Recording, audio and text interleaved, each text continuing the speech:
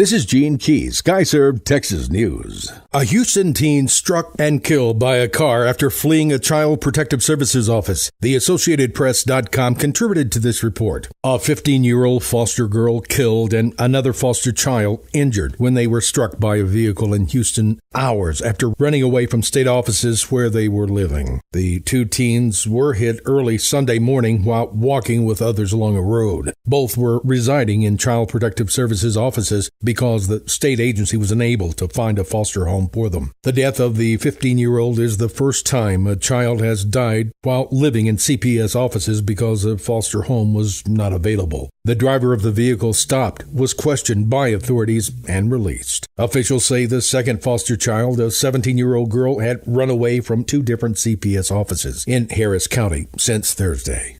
A Corpus Christi father arrested after his 2-year-old son dies in an accidental shooting. NBCDFW.com contributed to this report. Police in South Texas have arrested a father hours after his 2-year-old son found a loaded gun on a kitchen table and accidentally shot himself in the head, killing him. Corpus Christi police say 22-year-old Eric Javier Morales is charged with criminally negligent homicide held at the Natchez County Jail. Morales was not home at the time, but the child's mother was there, as was a 1-year-old. Morales went to the hospital where the 2-year-old was taken and later met with investigators before being charged.